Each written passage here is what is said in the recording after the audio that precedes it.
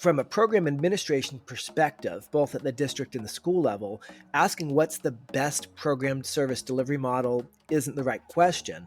The right question is what's the best program model that I can deliver at my school, and how do I leverage that program model to maximum effect? Hey everybody, welcome to the ML Chat podcast. My name is Justin Hewett. I'll be your host today. I've got my co-host here, Mandi Morris. Hi Mandi, how you doing today? Hey Justin, I'm doing great. Excited to be here.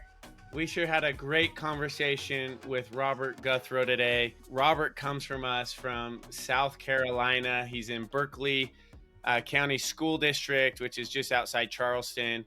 And that is a large district. They're serving almost 6,000 multilingual students there. And he brought a lot of just great ideas, great strategies. We talked a lot about the challenges of changing demographics, and their English learner population has just grown so much over the last 5 years. And it's really interesting to hear him talk about the way they've handled the shift in population in different levels throughout the school district. And I think it's something that other teachers and admin will resonate when hearing this podcast.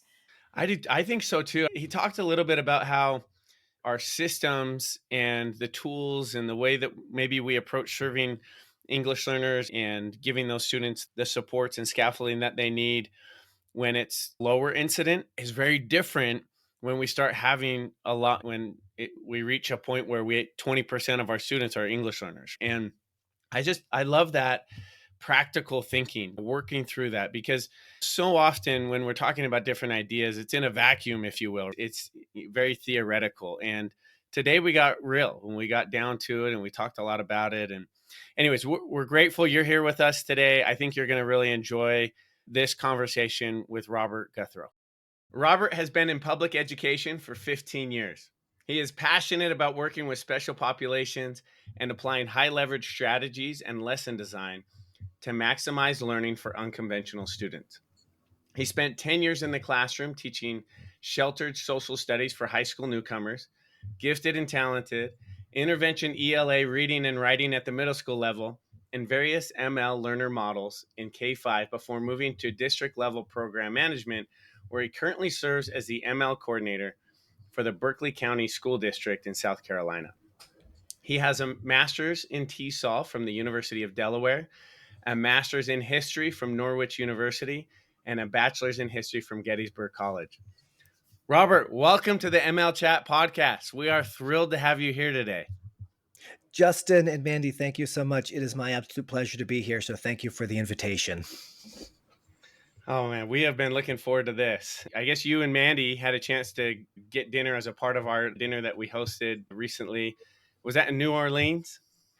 It was actually in Tampa, Florida. We were at the TESOL International Convention, and it was just so much fun to be there, surrounded by other passionate ML professionals from all over the country, from secondary, from elementary schools, from the university setting, just from all over the world, to be there and sharing our knowledge and passion.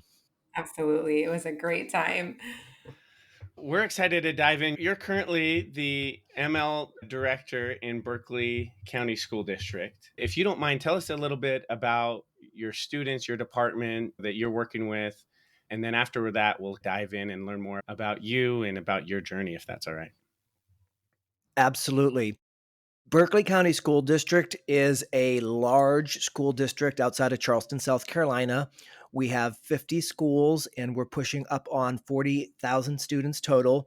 We're about 13% multilingual learners, so don't do the math on me, but that's around 5,000 students, depending which metric you are counting, whether or not you count our recently exited or monitored or our bilingual students who tested proficient.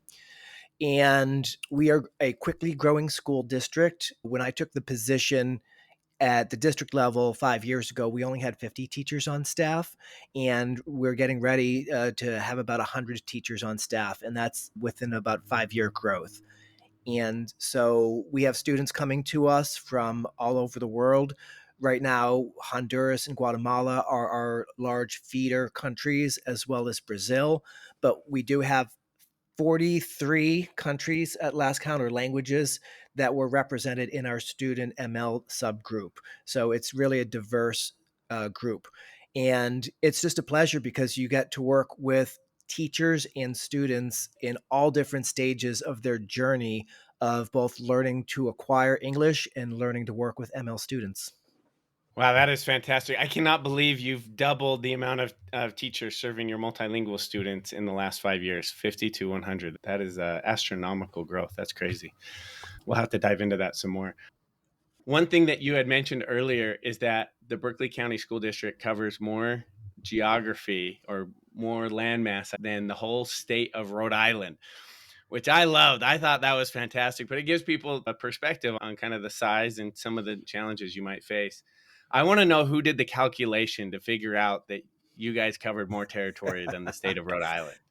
Yeah, I'd love to see that too. I've never done the math and pulled out the geographic information system map myself and done the math. So maybe I'm spreading some anecdotal information that is maybe not 100% correct.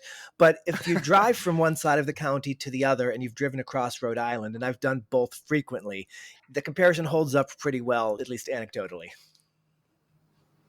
Oh, that's fantastic. I love that. That's so fun. Now, I know that you've moved around a fair amount through the years, and it sounds like Berkeley County School District is your seventh school district that you've worked in. Tell us a little bit about that. What's that like moving from one school district to the next? What brought you from one school district to the next? And maybe some of your learnings, if you don't mind. It's been a journey, and I tell anybody that's a teacher out there, if you're in education and it doesn't feel like a journey, you take a look at what you're doing because there's so many paths and so many opportunities in education. And I know some people are maybe satisfied and they've been in one school and one classroom for 15 years. And that's amazing to me because I've never been able to do that. And I know some people who are quite happy with that. And I know a lot of teachers also who are maybe burnt out having been in the same environment, in the same context. And so part of my journey, so to speak, has been intentional. And part of it was just the fortune of circumstance. My wife is also an amazing woman and intellectual and leader. And so we went to the University of Delaware together as well as did undergraduate together at Gettysburg. And she was actually about 30 years old doing postdoctoral research in biomedical at Johns Hopkins University when she decided, oh, I'm going to join the Navy and go into their nuclear engineering power program as an unrestricted line officer. So at 30, she gave up the academic life, went into the Navy, went to OCS for boot camp, and a year later was driving destroyers and hunting submarines in the Atlantic. And so as a result of that, I was a military husband. So we were a little bit like reversed on our roles. She was the military officer and I was the teacher going up and down the East Coast and teaching in different contexts. So that's a little bit how that happened. So I guess that was the first part of your question. The second part of your question is what that has maybe taught me over the years, or what perspective have I gained from that? First thing I would say is that every school district and every school is unique. And we imagine education as this maybe this undifferentiated or this monolithic thing. And we're going to quote fix education in the United States, or we're going to solve this educational problem. And even going from one school district to another on different parts of the East Coast that were theoretically similar, the culture in the local community was different.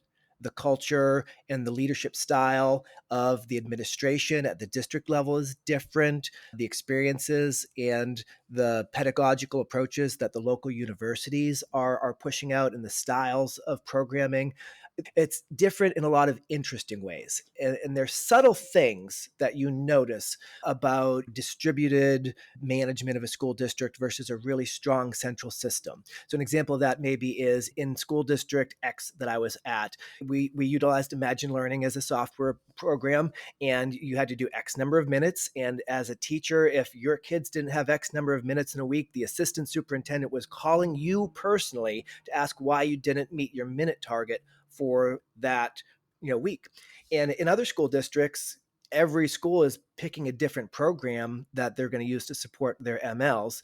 And there's a tremendous degree of freedom. And Both of those have advantages and disadvantages, but it's a drastically different context that you're trying to work in when you're doing something like implementing a pedagogical program or trying to teach teachers to support MLs. In District X, if you can talk to that one administrator and get them on board for support, that every teacher is going to be lined up and going through whatever program you agreed with. In District Y, you are very much going to be playing the role of salesman and negotiator and having to go in and capture those key stakeholders one building at a time in order to create that change or that momentum. And I've seen both of those in the course of my career.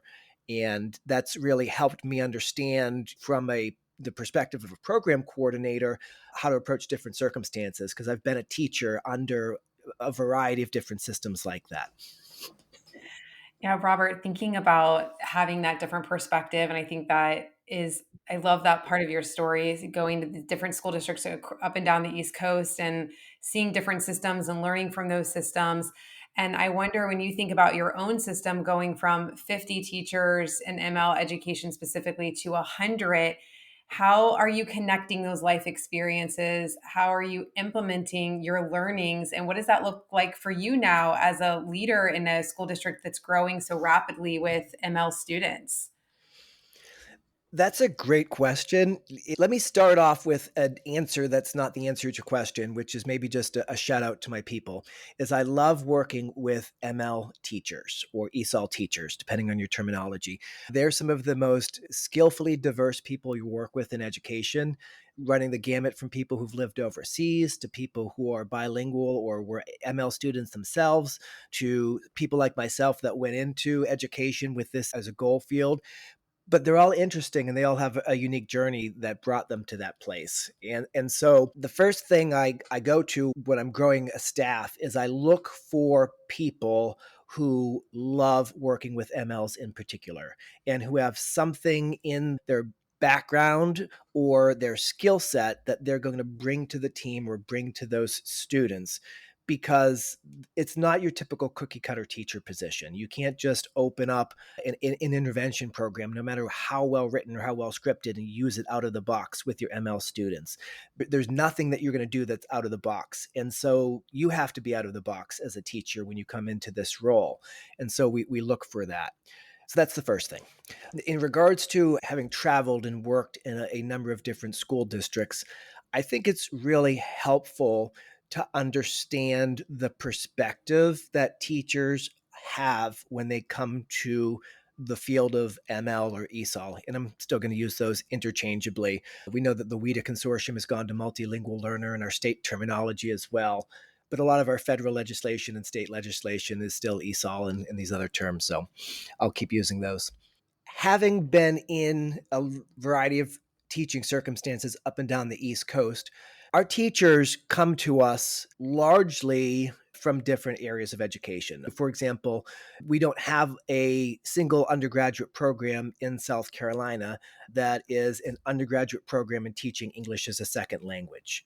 And we also don't even have what's called an initial certificate in our state program. So, like when you become a teacher in a teaching college in South Carolina, you have to go for a different field and add it to, and then add ESOL to that certificate. And so, all of our teachers are coming to this field having started with something else.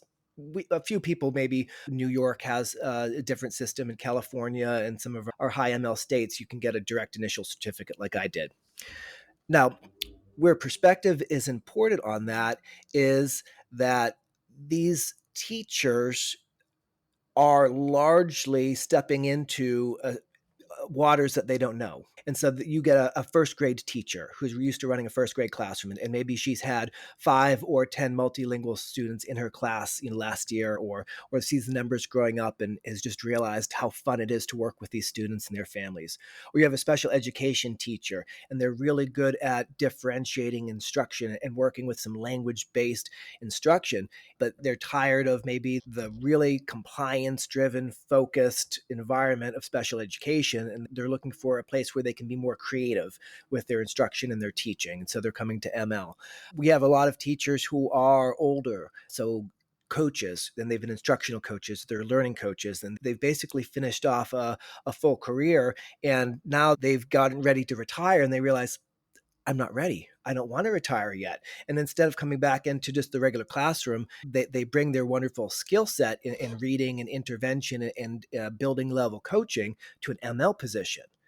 And so all of these teachers have a slightly different starting point or focus when they step into an ML position. And it's really helpful to be able to talk to a special education teacher that's coming from a big high school. I've taught a big high school. I know the program that you're used to. Or you're working with a first grade teacher that's coming from a small rural school. Well, I've taught in small rural schools. I know where you're coming from. And it helps to make that both personal connection with the teacher, but also the professional connection. Say, look, this journey that you're about to do is different than the one you were on, and it's expected to be different in these ways. And it's really helpful if you can make those connections with the teacher to help support them. Now, that's an ideal world. When you double the size of your staff in five years, you really can only be in so many places, but it's still helpful to let them know that I see you and understand what you're going through. And I can tell you're a master recruiter, Rob. Like, you just went through and connected everybody and how they can get into the ML profession. Like, I love that. And I can tell that you do a really good job of being able to relate with all of these different educators because of your varied experiences, right? It's amazing. At the time, we don't realize what our journey is preparing us for. But now, as we look back and we think about all these different stops that you've had and the different experiences you've had, it seems like it has really prepared you well to be in this role where you're seeing a growing demographic, a lot of change in your school district. You're having to go recruit a bunch of teachers. Like, you're used to change, you understand change, and you understand how to go drive it and go put people in place to do that.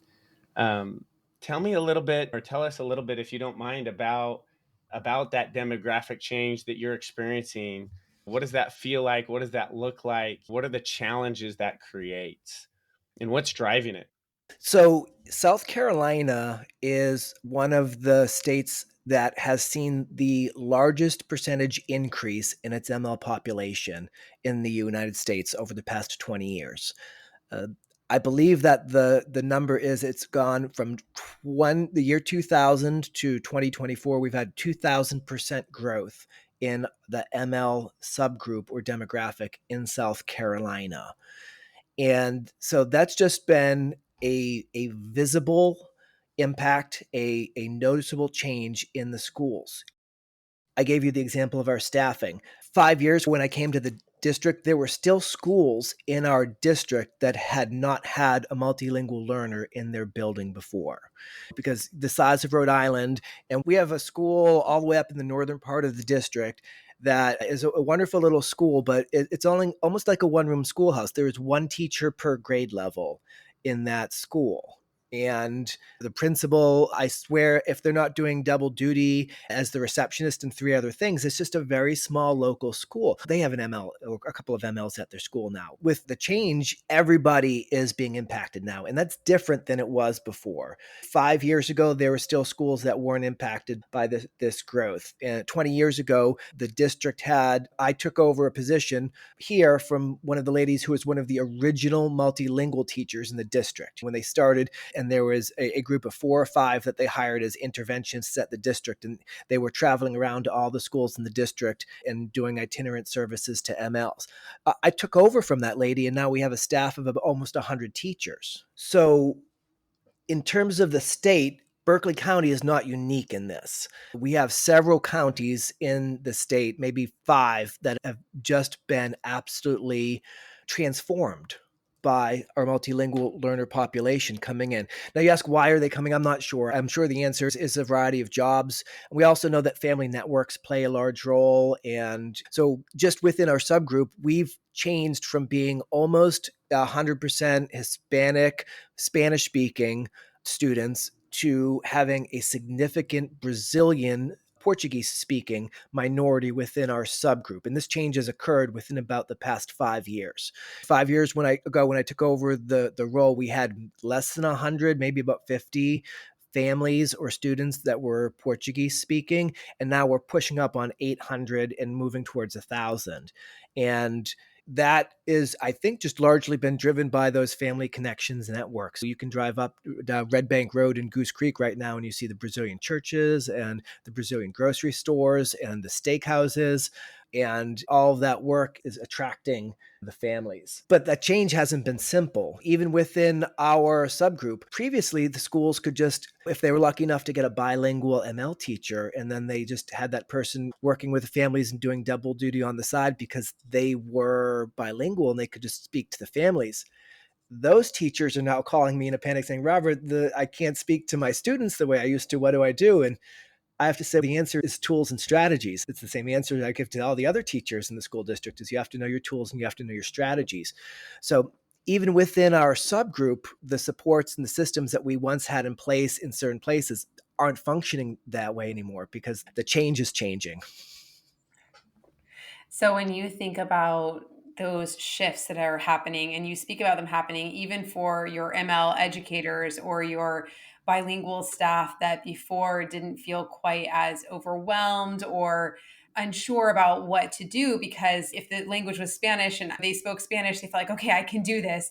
What does that feel like for your programming? And how does that look different for you thinking about your elementary school through your high school? You have growing numbers that you've spoken to, growing staff. What does the programming look like for you? And has that also needed to shift to keep up with the other changes that you've talked about? That's such a good question on a couple of different levels. And when we talk about programming, that hits so many elements, right? So we've got ML staff training, we've got program service delivery models, we've got curriculum choices, we've got interventions and supports. It really hits all of those areas. So let me step back and just start with the impact that the diversity and the size of the district has in terms of just like program models and staffing. That's a good place to start. There's a lot of research out there on what are the most effective program models for working with MLs. And when I say program models, are we doing a dual language immersion program? Are we doing a bilingual transition program? Are we doing home language maintenance? Are we doing sheltered instruction or specially designed academic instruction in English? Do I push in, pull out? There's all these different methodologies. And of course, there's a lot of research out there about what program service delivery models are the best for working with multilingual learners. And by and large, that research says that any program that strongly leverages students' home language, growth, culture, and assets achieves better long-term results. So those are your bilingual transitional programs, for example, or your home language maintenance programs, or your dual language. But in the real world, not every school district has the resources to implement those models. They require certain training by the staff, certain linguistic skills and resources, and it's just not practical. From a program administration perspective, both at the district and the school level, asking what's the best program service delivery model isn't the right question.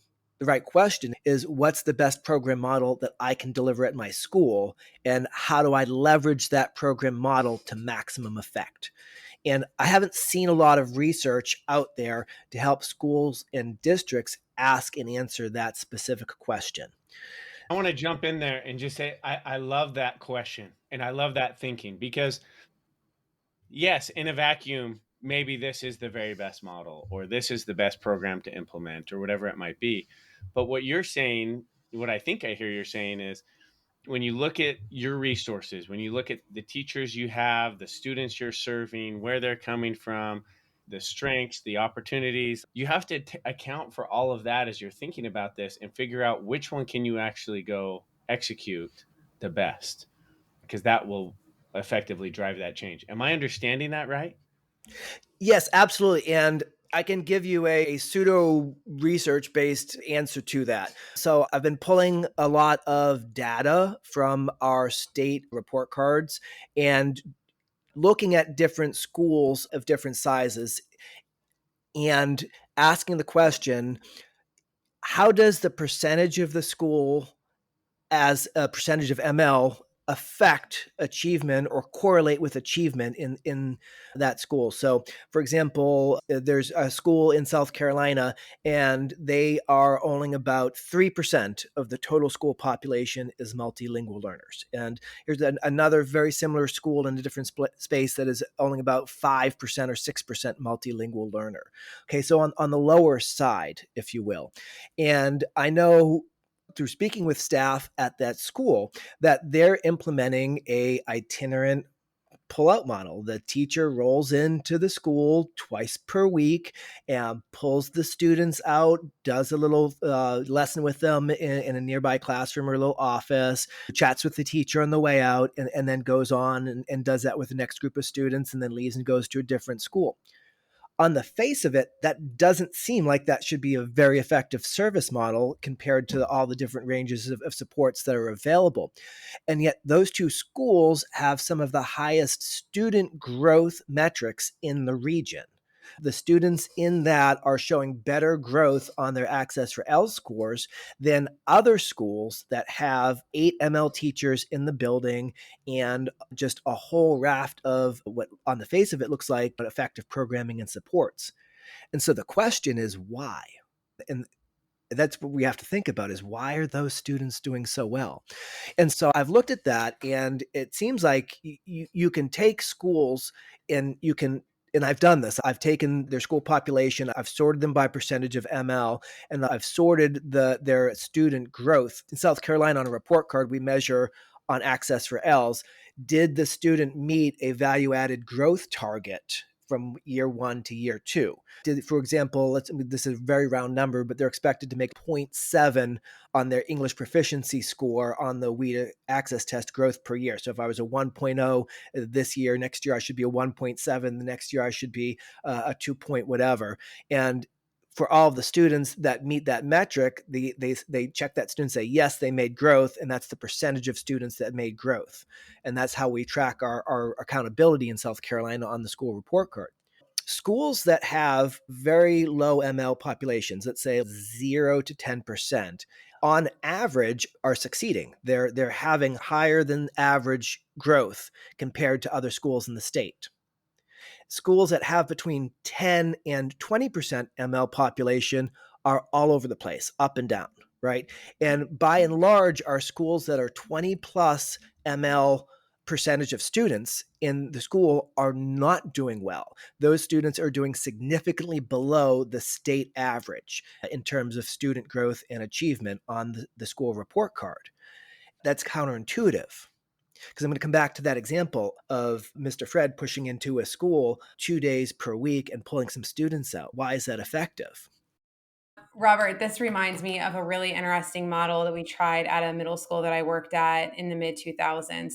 And we had at this school at the time, the classes were gifted classes, gen ed classes, and special education. And this school had new administration, and we were really playing around with the co-teaching for special ed. What does co-teaching look like? What does an integrated model look like? And we also at this school was a predominantly free and reduced lunch school. We were having a lot of behavior issues, like a lot of fighting and bullying. We started taking our students that were having the most challenges, both academically and socially in the classroom. Like I'm talking about students who were like throwing desks in the classroom, fights in the classroom, like really severe behaviors at the middle school level, and putting them into the gifted classrooms. And we had one teacher in particular who had won like teacher of the year for the entire school district. She was phenomenal. Like when you talk earlier about like thinking outside the box and teachers that work outside the box, that's this teacher, right? And she was like, let's try this model. And the school it was fascinating. These students that have been struggling so much in an isolated special needs classroom or even in mixed gen ed classrooms, when they were put into the gifted classrooms, they started finding academic success. And that's the only school I have ever worked at over the years who has tried that model. But it was this concept of if the larger majority of students are focused and on task and academically high achieving, can it bring up the whole? And I wonder if that same concept is somehow in play at what you're noticing when you're combing through the statistics in your own county. I think it is in some ways, and the key word that stood out to me in your story right there is that they had this wonderful teacher that was really interested in working with the students and in trying this new approach. And I think that's the key element in that formula is it's not so much the approach as it was that wonderful teacher and their ability to control the culture and the instruction in the classroom. And so this kind of correlates with what I've seen. So in those schools that are low percentage ML schools, how many teachers and what percentage of the staff is going to be interacting with the couple dozen ML students? And it really comes down to one teacher per grade level. You can pick a classroom and say, okay, Mrs. Joy is our best first grade teacher and she loves working with MLs. We'll put the MLs in her classroom.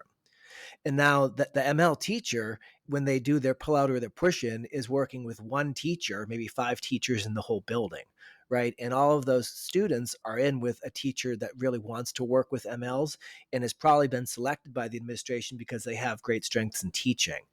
And that to me is, as far as I can tell, is why those students are being so successful in those low ML schools, is because there's a really close collaborative relationship between the one ML teacher and the couple of really good teachers on each grade level. And even if they don't have the exact curriculum, the exact program, and X number of ML minutes or support, they're still receiving fantastic instruction in that classroom. And the ML teacher is able to suggest strategies to those really effective teachers. And guess what? They do them and they can implement them. And so the program model, would those students theoretically be doing better if they were in a dual language immersion classroom? Absolutely, they'd be doing better would they than if they were in that same model. But dual language immersion isn't effective in that model. And so those students are still outperforming the state average because they have good supports. Now, what does that look like when you move up a level? So now we've gone from 5 to 10% of the population is ML students. Now we move up and now we've got 15% of the school is ML students. What does that look like in terms of the impact of the students on the school? Now you can't have just one teacher being itinerant. You've got a full-time teacher, maybe a couple teachers at the school. And you can't just put the ML students in one classroom on each grade level. You're going to have multiple teachers on every grade level that are working with them. And maybe you're going to have first year teachers working with them.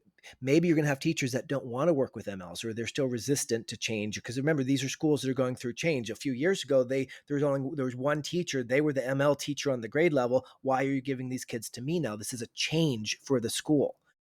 At that level, we see a huge degree of variability in whether or not schools are successful with their MLs, whether those students are over or underachieving the state average.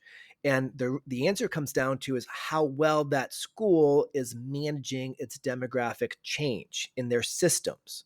Because what used to work, our old way of doing ML in South Carolina, that pull-out model with one teacher on grade level, it's super successful for what it does. But when the schools change, they don't always manage that change effectively. So maybe now instead of cluster grouping MLs by level, so I'm going to give Miss Joy all the newcomers, and I'm going to, or a lot of the newcomers, and I'm going to give Mr. Fred all of the advanced students, and the ML teacher is going to have a point of contact on the grade level, and they're going to help that person. That person's going to serve as a grade level expert, and we have a cohesive approach to managing these students.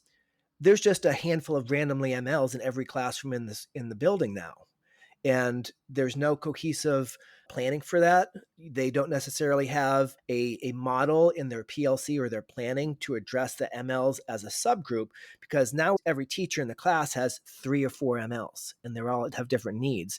So what happens in that situation is they just become invisible. They get scattered out and lost in the noise behind the IEPs and the 504s and the behavior problems. Because our ML students, by and large, are, what's the phrase for it? They're pumpkins, right? They sit there and they look nice and they smile and the teachers think they're cute and they nod their head and they're not learning a thing. That's a result of the way that the school managed the systems change.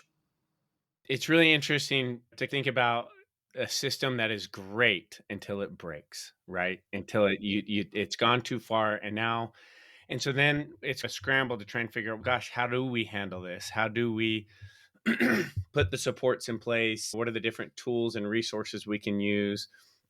And frankly, that's one of the things that we've been really impressed with as far as Flashlight 360 is now a lot of times teachers come to their PLC and they're able to listen to student recordings, the student speaking. They can talk about the growth or the lack of growth. They can talk about different strategies they're doing. And now they have a common language around this. And because really, you can't have, I think today, and I think what you've really illustrated really well is you can't just have a system that is, we have a really great teacher and it funnels through that teacher. I think today, everybody is an ELD teacher. I don't care if you're in middle school or high school or elementary. If you have multilingual learners in your classroom, you are also an ELD teacher. I really appreciate you, Justin, rounding that out, that our teachers is making a connection to what Robert was saying. Our teachers are a vital piece of this puzzle, is having teachers that can implement the strategies effectively, as you pointed out, Robert, and teachers that can make moves with students. But if the whole system is built on a teacher or two teachers, it's really difficult to expand and grow. And Robert, you're pointing out about how schools are adapting and changing to that. I wonder if you have any advice for other school districts from your observations and your learnings, because you've really clearly spent time combing through this data, understanding the data. You've made some really interesting conclusions. What are some observations you have that might be helpful for others in this having, if you will, some growing pains, and how to address that when schools need to make that shift? And I've heard from other educators, they say, we don't have time on our hands because every year that goes by, that's a student that we weren't able to serve properly because fill in the blank. We didn't have the resources, we didn't have the personnel, we didn't have teachers who were trained properly. How have you been negotiating that with your staff and in your role? The best advice I could give to schools that are in the midst of this kind of transition is to really think about your supports and to understand that 85% of teachers in public education, when they went through their teacher training, received almost no support on how to work with ML students. For example, in South Carolina, most of our schools, our teacher education programs, require a diversity course, and it's going to cram together probably 75 to 80% of the course is going to be about special education. And then there'll be a couple chapters in a book about working with ML students. And that's the sum total of training that the teachers are receiving before they arrived in the classroom. A couple of chapters out of a book in one course. And that's, of course, not nearly enough. And when you're undergoing your systems change, how do you support teachers that don't have the training? And the answer is that you can't give them that training all at once. There are so many initiatives going on and so much in public education that unfortunately just pulling the whole staff aside for an ML professional development on the first day of your teachers back after the summer is not going to be sufficient.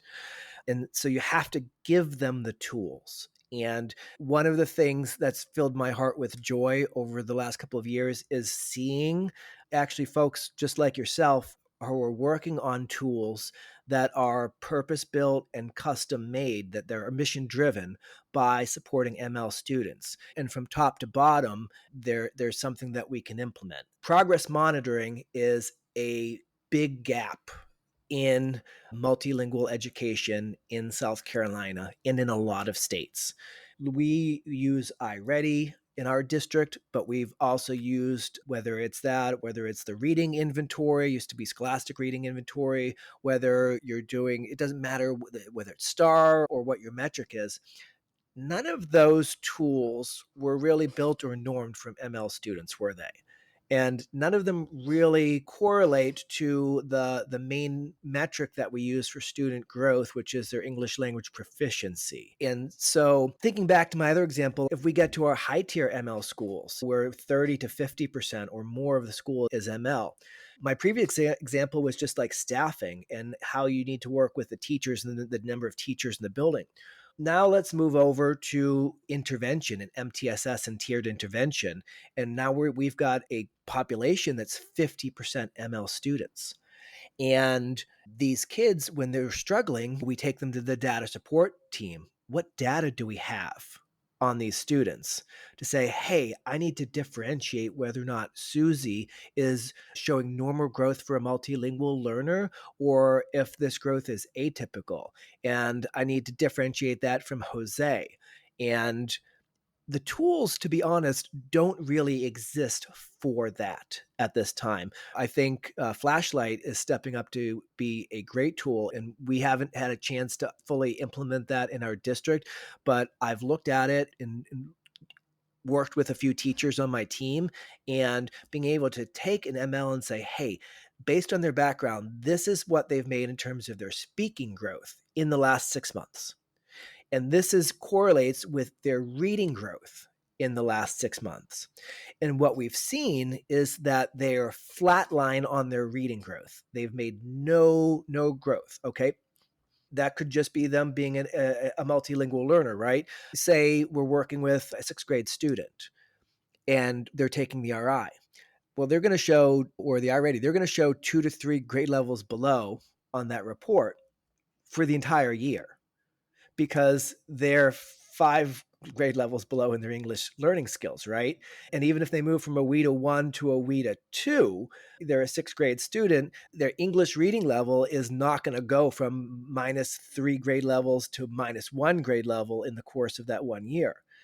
So the iReady metric doesn't tell us anything about those students. It really isn't nuanced enough at the lowest level for us to differentiate between the ML students and the growth that they're making. So what we have to do is we need to correlate their reading with their speaking scores. All right. If Susie, and I test her at the beginning of the year, and then I give her a WEDA aligned test around December, and I'm seeing that she's made great growth on her speaking, and then Jose hasn't. Now I look at those two scores. They're both a flat line on the reading metric because of the way that the metric is, not because of the way that the students are performing. But now I understand that one of them needs some kind of more rigorous intervention, right? And that perhaps their lack of overall language growth is indicative of a larger need. Teachers aren't going to be able to do that, though, unless they have the tools. That's a really nuanced thing. Robert, I love how you're also pointing out, and what I'm hearing from you and have experienced as a teacher is that a lot of those progress monitoring tools that show us reading data, they can sometimes show us accurate data for experienced MLs. Like when we think about at the secondary level, you're talking about an 8th grade student who's been in ML education since kindergarten. Sometimes those data points can in reading can make sense, but I love that you're pulling out the nuance of when you have newcomers at the secondary level, that those data points that we have baked into our tier 1 education aren't showing us the data that we need, and how we really, especially for our newcomer students at all levels, but significantly at the secondary level, need the nuanced data in order to be able to effectively create and implement meaningful instruction. And I wonder if you could talk a little bit about the PLC models that you've implemented in your school district or are growing in your school district, and how is this data part of that? I'm glad that you mentioned PLCs because of all the district models I've seen for change and transformation. Effective PLCs, I think, is one of the most powerful tools that we can give our teachers. I mentioned a minute ago that most of our teachers haven't received formal training in MLs, in working with MLs and ESOL pedagogy. And so we can't give them that one big PD at the beginning of the year. I have schools, oh, Robert, can you come in for a half day on Wednesday before the start of the school year? And we'll give the teachers a shot in the arm of ML pedagogy and really buff them up. The answer is, yeah, of course I'll come. I'll never turn down an opportunity to work with teachers. It's one of my favorite things. But what are your goals in doing that?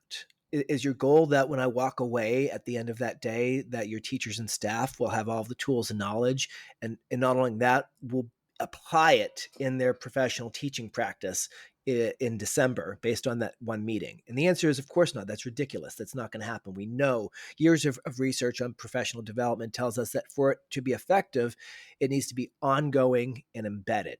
It has to be a part of the teacher's daily job so that they see a problem, they discuss it, they come up with a solution, they implement the solution, they see how it worked, they iterate, they get some help if it didn't work, and then they keep going through that process over and over again, not as a separate thing, but as a part of their daily teaching.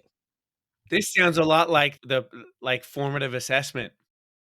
It's a lot like formative assessment. It's funny that the parallels between our students' learning and our teachers' learning are really profound, right? So we have to be students of our own teaching, and we have to be students of our students' learning. And it's really hard to do that in isolation. And again, through no fault of their own, I'm never going to rag on teachers. They have one of the toughest jobs in the world. Through no fault of their own, they came through a system that didn't prepare them to work with the students they currently have. And they need a professional development model that's going to help them with that. And it's PLCs, professional learning communities, I think, are one of the answers. When I come in at the beginning of the year on that Wednesday and I'm at the elementary school, my goal isn't going to be to impart all of my technical knowledge about MLs and grading practices to those teachers. My goal in that mission is going to be to pump those teachers up, to make them excited about working with ML students, to give them a couple of big, simple concepts that really open their eyes to the kinds of questions that they should be asking during the course of the school year. And then also to sell the fact that any time that you spend with me or some of my staff members in professional development or settings is going to be high value, high leverage time. I'm not going to walk in and say, oh, have you used a KWL chart? You've used that tool for years. It's not the answer that you need. And so that's going to be my goal. The real learning is going to happen when we're 2 weeks in and you're planning unit 3 for the MLs. And you've finally realized that Jose has been sitting there for 3 weeks and he's smiling and he's cute and he seems to be really happy to be there, but he hasn't learned a thing yet this year. And you go, okay, I'm mandated by our district or a state program to use this particular text and this particular literacy block model. How do I meet Jose's needs in that situation? And really, you need to sit down with the teachers in that planning and say, okay, let's look at what reading you're going to do. Okay, let's look, here's what strategy you're going to use, and give them a simple strategy. And that's where the learning happens. And I think you're right. I think you're exactly right, Rob. And it makes me think about Simon Sinek has written a number of books. One of them is Start With Why. And I think there's just a tremendous amount of value in the title of that book. You don't even have to read it. You just need the title, right? Just start with why. But that's what you're doing in that situation. On that Wednesday before the school year starts, you're starting with the why. You're helping teachers see that perspective of the impact that they can have in the life of this multilingual learner, right? And what that might look like, and the cascading, compounding effect of driving that change, so that 2 or 3 weeks in, and they're having that experience with Jose, as you were describing, now, because they started with why and they want to make that difference, they care and they want to do that. Now they're going to figure out the tools. They're going to talk in that PLC and figure out some of the resources, or they're going to, work through some of those pieces. But I think, as you described really well, I think starting with why plays a really important role there. Huge. And you have to also make sure that you're giving the teachers something to work with or a tool in that circumstance. I've seen a lot of teachers who maybe appear to be jaded about working with ML students or resistant. And I think from their perspective, that's actually fair. Because remember, they didn't receive any training on working with ML students in their teacher preparation program. And they've been teaching their hearts out for 15 or 20 years. And they've learned a skill set and developed a skill set over that time. And now all of a sudden, that skill set's not sufficient to meet the needs. And they're in the hot seat. And it doesn't seem or feel fair. And the answer really is life isn't fair. And our truly great teachers are the ones who have stayed flexible over the years and are willing to retool, to take the axe back out of the shop, to sharpen it again, to maybe reach out and grab some new tools. But we can't expect them to go through this journey alone. And you can't even expect schools to go through this journey alone. So what are we going to use to support those teachers? And again, I'm a systems thinker in a lot of ways. And I come back to that. If you've got one teacher on every grade level, you can just sit down and meet with them. And they're already great teachers, and you can have a couple of books and a couple of resources. But when it's every teacher in the building, including your first year teachers, including your teachers who are tired, including your teachers, that the whole range of challenges that working adult professionals have in the course of their careers, and they meet in that PLC. Does the coach have ML strategies? Chances are a lot of our coaches who were hired 10 years ago before this demographic wave happened, they haven't received formal training on MLs. And so they're also desperate for direction. And what tools are we going to give them? And if you're in a district administration or a school administration, you have to be asking that question. Staffing is great. You can hire Rob Gouthro. I'm happy to work with your teachers. I love it. I love the professional development. You can hire 3 of me. You can hire 10 of me. Okay. But the fact of the matter is that we've got 40,000 students. We've got 50 schools. These teachers are meeting in PLCs every single day, and you can only spread a district staff so thin. So when they meet and they're pulling data, do they have data that they understand? Do they have data that reflects the MLs? When they're looking for strategies, I'm going to give a shout out to another tool here, I hope you don't mind, which is Elevation Strategies, a fantastic asynchronous professional development platform for MLs. Is there a formative tool? Do they have a flashlight that their students are being monitored on that gives them that support? In most cases, the answer is no. And when you look at our schools in South Carolina that are 30 to 50%, the answer isn't just to hire 3 more ML teachers. That's the biggest question I get from my schools. Hey, Rob, they'll pull me aside. Are we going to get another ML teacher next year? What do the allocations look like? What's the ratios? What do we have to do to get another ML teacher over here? Another ML teacher. And I understand that because that's the simple solution. All right. I grab another specialist. I can pull more kids. They can give them more service minutes. And I'm hoping that can make the difference. But truly what's going to make the difference is your coach proficient in ML strategies? Are you proficient in ML strategies? When your data team meets and they're looking at tiered interventions, do they know how to intuit that data? When you assign that intervention, is the interventionist capable of implementing a UFly or a Haggerty program that's phonics based and to provide the ML accommodations and supports in the context of that intervention? It's systemic. Oh, so well said. So well said. I love that. And I think that's one of the things that we found is as we talk to people really around the country, they'll talk with us about how their multilingual students are just not growing on Access or on ELPA in regards to their speaking. It's how are you progress monitoring speaking? How are you looking at that and assessing it? And they just go, we just try to monitor it in the classroom or observe in the classroom. And they just don't have a tool, they don't have a resource, and they don't have a way that they're doing that. If you're not looking at something consistently and trying to figure out how to grow it's probably not going to grow. Right. It's probably not going, it's when we're intentional about this work is when things really grow and get better. I am loving this conversation. Honestly, Rob, like I think we could go for probably 3 more hours because I am like this change in demographics in a school district and in a community. I think there's a lot that we can learn about that and a lot we can talk about that. So I think we're going to have you back for the part 2 with Rob Gouthro. Let's go. So we're going to have to do that. But there's a few things that we want to dive into before we wrap up over here. And one more question, maybe before we get to our lightning round. We've got a couple questions we want to ask you just quickly, a new experiment here.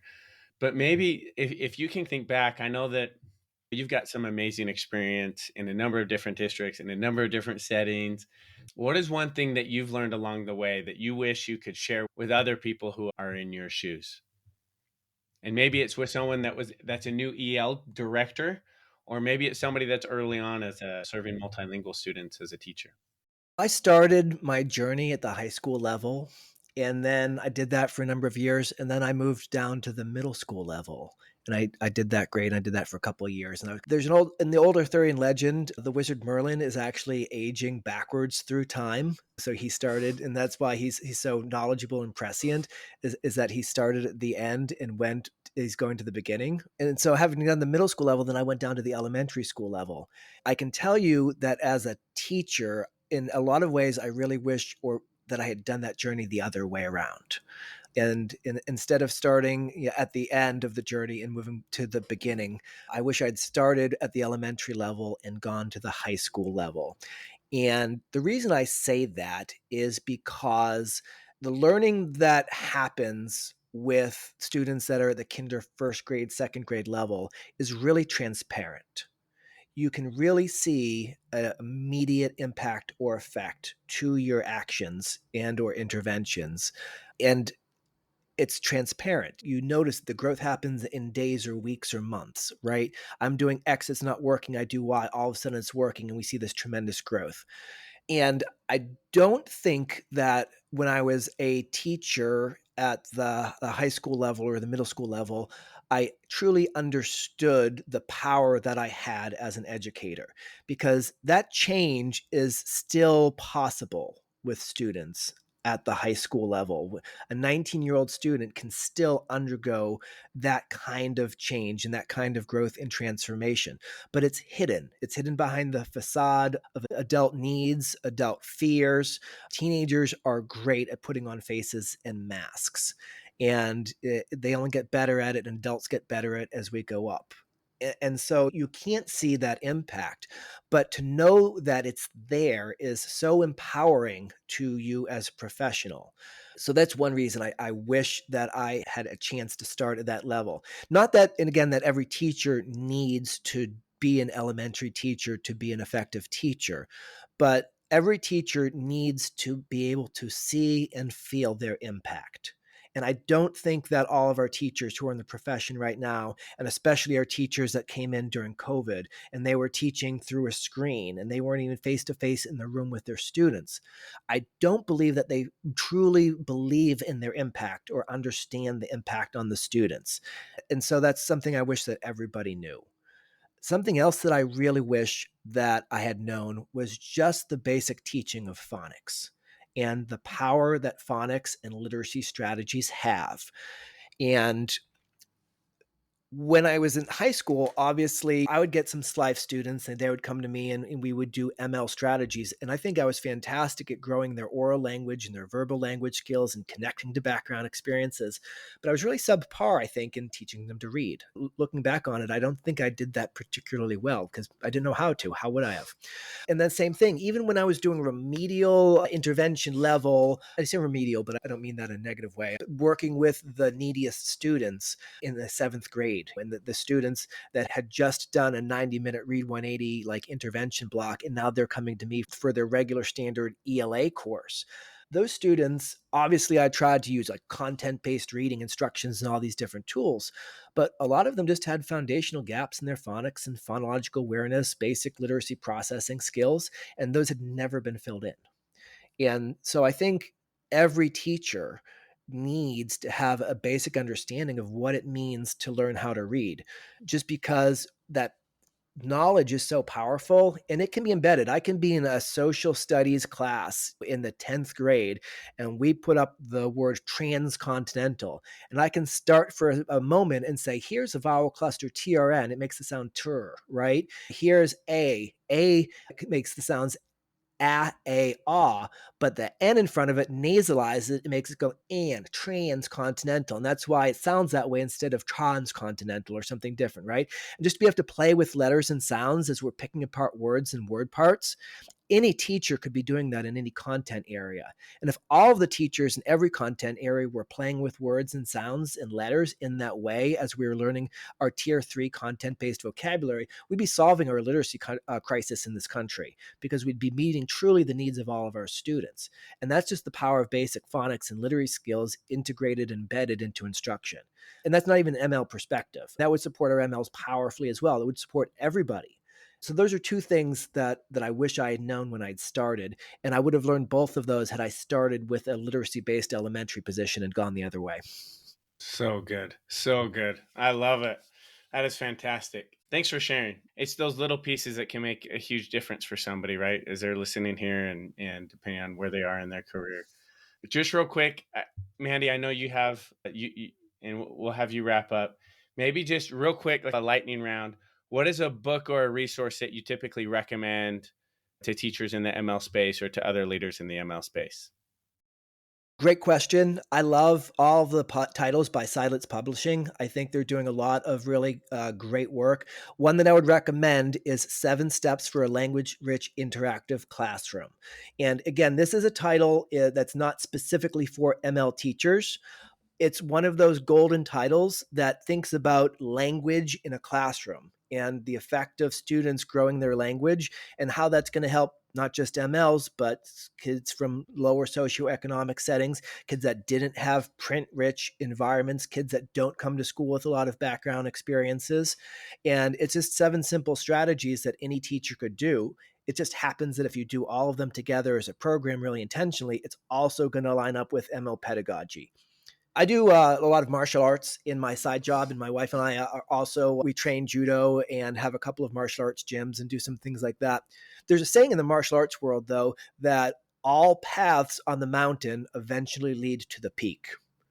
And it's this idea of like wherever you start your journey with basics and fundamentals, as you proceed higher and higher through your skill in a field of profession, eventually you may have started on the west side of the mountain and climbed straight up the rock face. And I started on the east side of the mountain and took a scenic trail that was 5 times as long. But when we get to the peak, we're at the same place. And I truly believe that educational pedagogy is the same. Whether you're a first grade literacy teacher or a special education teacher or an ML teacher or a high school social studies teacher, there's only one human brain. And the human brain, despite all its diversity, only processes knowledge and information in a certain range of ways. And when I am teaching and using strategies to my best effect, and you're doing the same thing, and the first grade teacher is doing the same thing, I wager that it looks very similar, even though the context is different. We're using the same underlying set of approaches and strategies to motivate students, to get them involved, to get them using language, to get them to connect to background experiences, to process and practice that language, to internalize and express it, and then transfer it to their further learning. Whether you're teaching a first grader to read or an AP social studies class, that set of strategies actually isn't that different. It just feels different because of the context.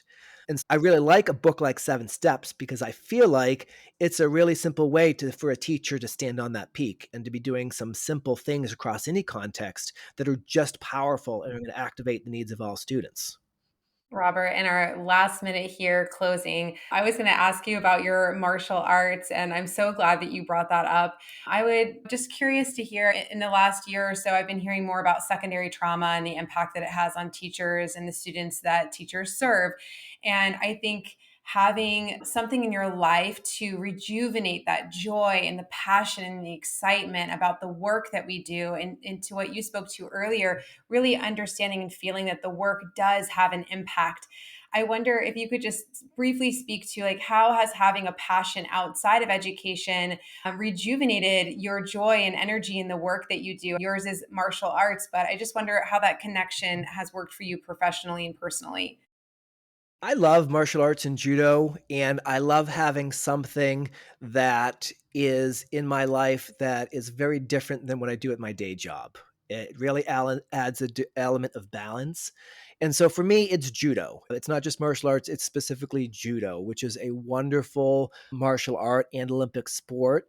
And it's fun because it's a grappling based thing. So we put on white pajamas and then we literally throw each other around onto these big padded mats and you can wrestle and fight. It's very different than sitting in a chair with a tie on and you dealing with really complex problems and really high stakes all day long. The only thing that you have to worry about is having one other person that's directly across from you. They're really engaged in throwing you hard onto that ground and you don't want to be thrown down.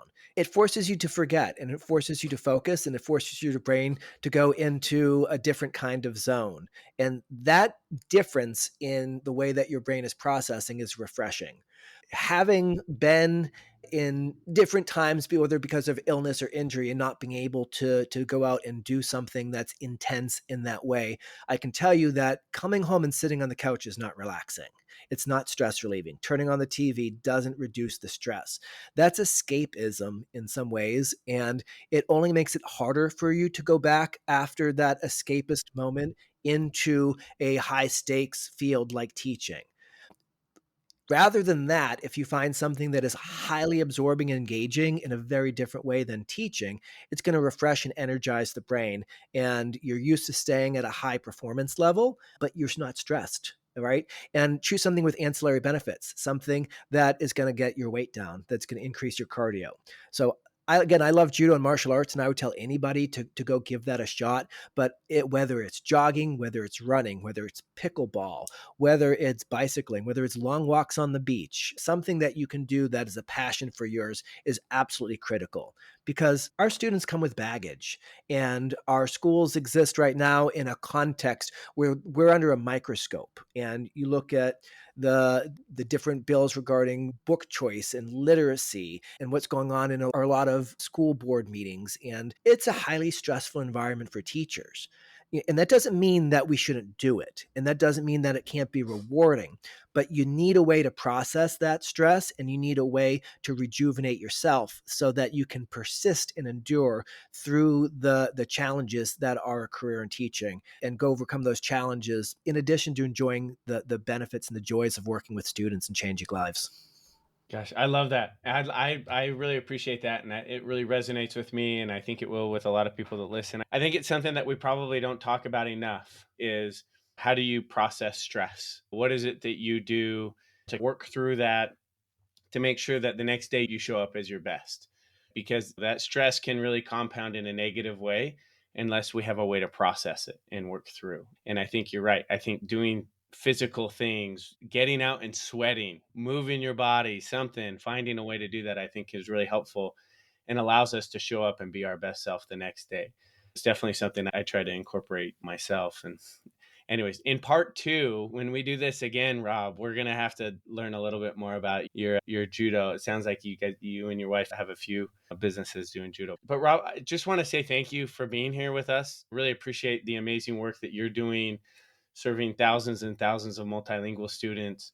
Obviously, a lot of teachers in all of these schools in Berkeley County School District where you're doing the work today. But really appreciate you sharing this message, sharing your expertise, and all of these things that you've learned through the years. Thank you for being here on the ML Chat podcast.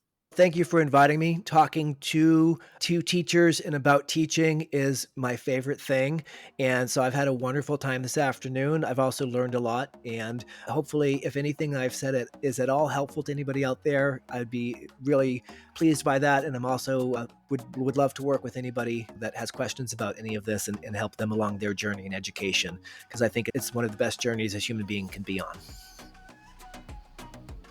Fantastic. What's the best way for people to reach out to you? Are you on LinkedIn or X or something along those lines, or is it best to find you on the school district website and send you an email? I'm going to say right now the best way is to find me on the school district website and send me an email. I lay really low on social media. I'm still old school on that, so it's really hard to find me on social media. I could give a plug out. You can find me at my gym, which is charlestonselfdefense.com. That's my martial arts gym, and separate than that. But then other than that, just still in Berkeley County School District in South Carolina. And I'd love to work with anybody that has a heart and passion for multilingual learners. Fantastic. Thanks for being here, Rob.